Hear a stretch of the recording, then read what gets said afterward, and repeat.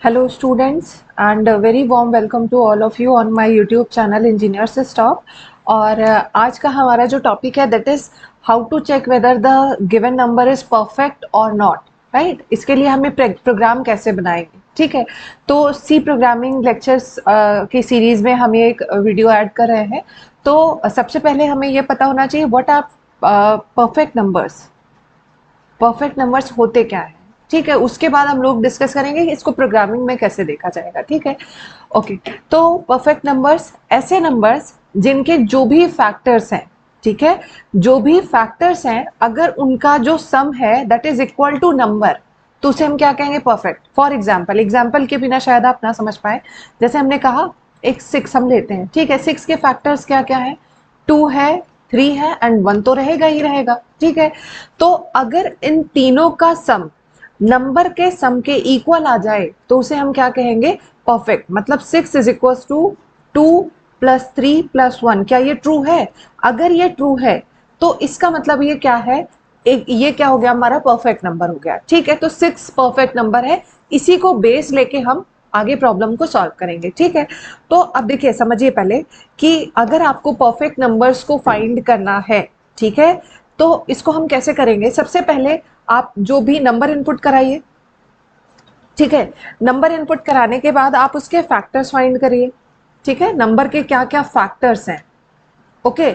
और उसके बाद इन फैक्टर्स को फाइंड करने के बाद आप इन्हीं फैक्टर्स का क्या निकालेंगे, सम, ठीक है।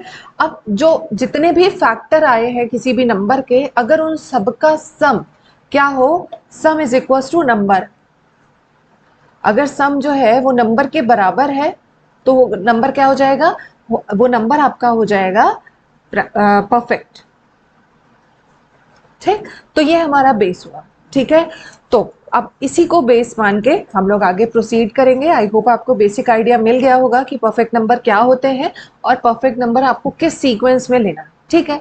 तो सबसे पहले इंक्लूड हेडर फाइल्स, ये तो आपको हर प्रोग्राम में करना है।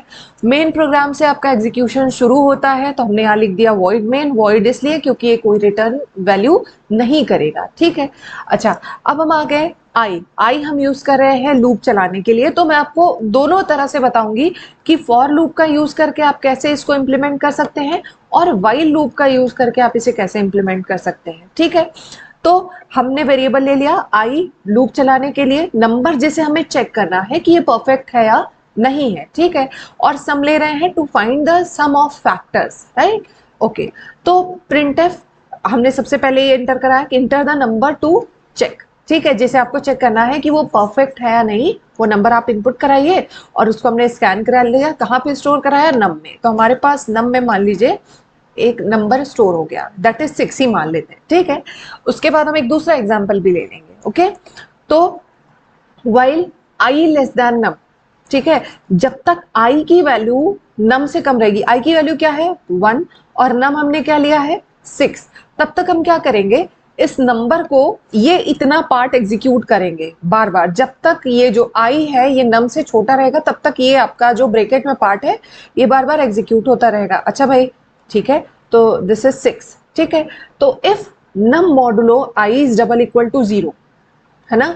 अगर आई की वैल्यू, सो जो आपका ये नंबर है, ठीक है, num modulo i is double equal to 0, तो क्या करेंगे हम उसे आई में, सॉरी सम में ऐड कर देंगे। सम को हमने इनिशियली 0 लिया है, ठीक है। जैसे आई की वैल्यू 1 है तो हमने नम मतलब 6 जो हमने लिया है, 6 को डिवाइड किया, 6 को डिवाइड करा आई से, 1 से, और हम चेक करें क्या इसका जो रिमाइंडर है, क्योंकि जो मॉडुलो ऑपरेटर है वो रिमाइंडर रिटर्न करता है, ठीक है। तो हम चेक कर रहे हैं कि क्या अगर हम 1 से 6 को डिवाइड करेंगे तो क्या हमें रिमाइंडर 0 मिलेगा, हाँ मिलेगा, यस दिस इज ट्रू। अगर ऐसा है, अगर ऐसा है तो आप क्या करेंगे, sum is equal to sum plus i. Sum की वैल्यू क्या है, अभी 0 है, तो 0 प्लस आई की वैल्यू क्या हो गई, 1। तो अब सम की वैल्यू हमें क्या मिल गई है, sum is equal to 1, sum is equal to 1। और अब ये इतना करने के बाद हम क्या करेंगे, आई की वैल्यू को इंक्रीज कर देंगे। आई की वैल्यू क्या हो गई, अब 2 हो गई, ठीक है। क्या अब फिर से वाइल लूप पे आएंगे, क्या 2 is less than 6, yes this is true. तो हम क्या करेंगे, नम 6 मॉडुलो 2 डबल इक्वल टू 0। क्या ये ट्रू है? जब हम 2 से 6 को डिवाइड करेंगे तो क्या रिमाइंडर 0 आएगा? हाँ, रिमाइंडर 0 आएगा। तो अब क्या करेंगे हम इसको जो 2 है i को ऐड करेंगे सम में। सम की वैल्यू क्या है? 1 प्लस 2 क्या बन गया? ये 3। अब इसके बाद i की वैल्यू को हमने इंक्रीज कर लिया, i की वैल्यू अब क्या हो गई? 3। ठीक है, ओके। अब 3 हो गया, चलो भाई 3 is less than 6। Yes, this is again true. तो हम 6 को डिवाइड करेंगे 3 से और रिमाइंडर चेक करेंगे क्या 0 आ रहा है। Yes, this is true. तो अब ये क्या होगा कि ये आपका 3 हमारे पास ऑलरेडी है सम की वैल्यू, 3 प्लस 3 क्या हो जाएगा? 6। ठीक है, i प्लस प्लस आई की वैल्यू 4 हो गई। अगर आप इसकी कॉम्प्लेक्सिटी को रिड्यूस करना चाहते हैं तो आप यहीं पे स्टॉप कर सकते हैं। ये 4 हो गया। अब क्या 4 कभी 6 को पूरी तरह से डिवाइड कर पाएगा? नहीं कर पाएगा। हम लोग जानते हैं जैसे हम प्राइम नंबर का कंसेप्ट लेके चलते हैं तो हम i/2 लेके चलते हैं। ठीक है, तो इसी तरह हम num/2 while n इज, मतलब यहाँ पे अगर आपका i num/2 हो जाता है तब भी आप स्टॉप कर सकते हैं। बहरहाल इसको हमने पूरा चलाया है। ठीक है, इतना करने की जरूरत नहीं। क्या 4 6 को पूरी तरह से डिवाइड कर पाएगा? नहीं कर पाएगा। क्या 5 6 को पूरी तरह से डिवाइड कर पाएगा? फैक्टर बनेगा? नहीं। ठीक है, तो लेस देन जो इसके फैक्टर्स क्या क्या बने? 3 2 एंड 1 और इनका जो सम आया वो मिला हमें 6। तो सम की वैल्यू क्या हुई? 6।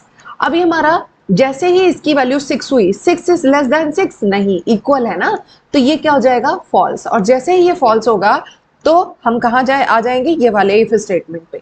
अब क्या कह रहा है? If sum is double equal to num, अगर सम की वैल्यू नम के बराबर है, नंबर के बराबर है जो आपने इनपुट कराया था, तो ये क्या है? एक परफेक्ट नंबर है। % d इज परफेक्ट नंबर और ये कहां से रेफरेंस लेगा? नम से।